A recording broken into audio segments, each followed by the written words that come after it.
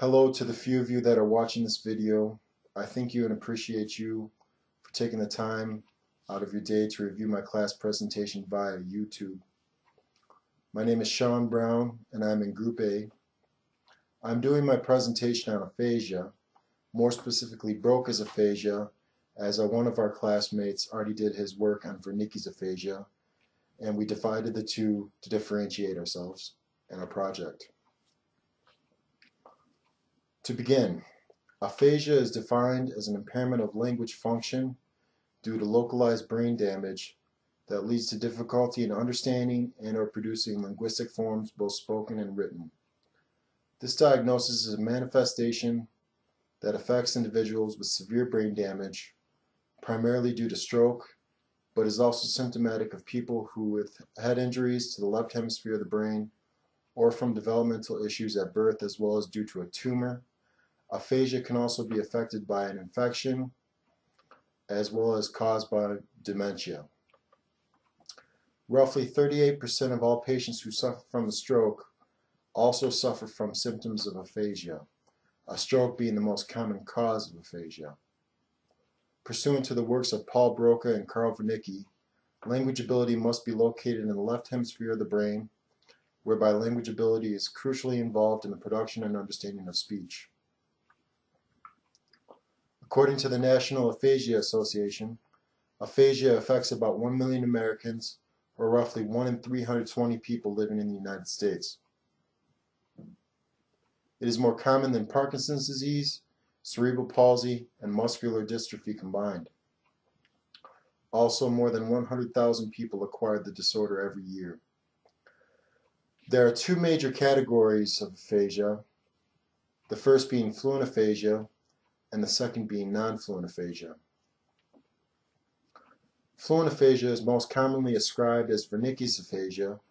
This is also known as sensory aphasia and affects the posterior speech cortex, or what is more commonly known as Wernicke's area. Non-fluent aphasia is most commonly ascribed as Broca's aphasia, also known as motor aphasia, and affects the anterior speech cortex, or what is more commonly known as Broca's area. Damage to Wernicke's area affects the comprehension of speech, while damage to Broca's area affects the production of speech. Two other areas of the brain that are tied to aphasia are the motor cortex and the arcuate fasciculus. These areas are also affected by trauma as they work in conjunction with Broca's and Wernicke's areas. The motor cortex, adjacent to Broca's area, is responsible for the movement of articulatory muscles such as the face, jaw, tongue, and larynx, whereas the arcuate fasciculus is a bundle of nerves, fibers connecting both Broca's and Wernicke's areas. Within the handout, I have provided a small picture showing where Broca's and Wernicke's areas are within the left hemisphere of the brain. In between, you would find the motor cortex as well as the arcuate fasciculus connecting both Broca's and Wernicke's areas. On to Broca's aphasia. Broca's aphasia is also known as motor aphasia, again, and it is characterized by a substantially reduced amount of speech, distorted articulation, and slow, often effortful speech, and difficulty to use language both spoken and written. According to Luria, a patient begins to pronounce individual words, in some severe cases individual sounds only, haltingly. The transition from one word to another is accompanied by a long pause, and the patient no longer utters a whole meaningful complex set of words in a single breath. Instead, the unit becomes the individual word or syllable. This disorder tends to cause individuals to speak what is known agrammatically, which is defined as the frequent omission of functional morphemes, words such as articles and prepositions, and inflections, those using plural s and past tense ed, but rather consists almost entirely of lexical morphemes, words such as nouns and verbs. Agrammatism is also known as telegram style or telegraphic speech, in which the abbreviated sentences have a tendency for the main words to be preserved as in a telegram, and the auxiliary relational words are omitted. In Broca's aphasia, the very movements of articulation are often severely disturbed, with the result that the phonetics of the language are distorted, if even recognizable. Wernicke's aphasia is characterized by impaired by impaired naming, repetition, and comprehension in the present of fluent speech. Broca's aphasia is characterized by slow, slurred speech, frequent phonetic errors, distorted intonation patterns, and often difficulty in initiating speech.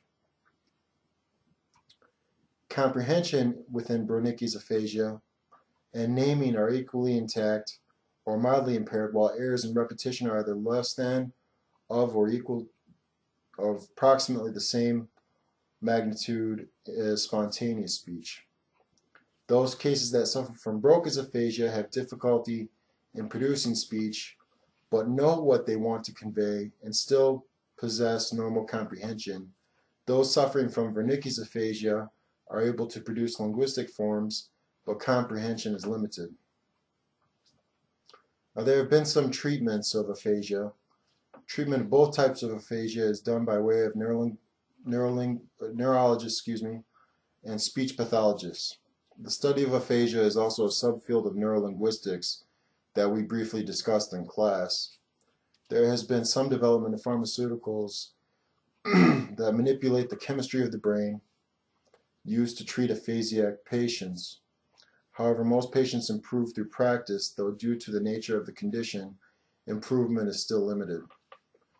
There have been cases of patients that have reacquired their ability to speak normally, and they report that they know what they wanted to say, even though they could not convey the language properly while suffering from Broca's aphasia.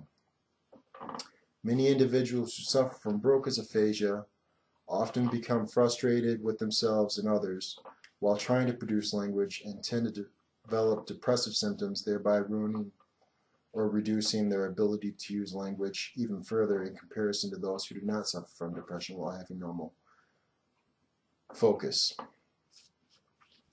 Within this presentation, I have provided a recorded sample of a patient suffering from Broca's aphasia. If you look at the handout, you'll find the link to this video. I highly suggest that you look at this video because it'll give you a more accurate understanding of Broca's aphasia in comparison to the videos shown by our classmate on Wernicke's aphasia. Notice how the patient is unable to make clear sentences and cannot convey the desired answer without severe difficulty.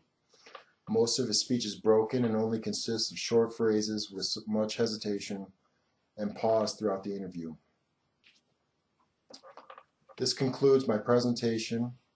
If you have any questions, you can email me at shaundb.sb@gmail.com. That's shaundb.sb@gmail.com, shaundb.sb@gmail.com. And again, I thank you for watching my presentation via YouTube.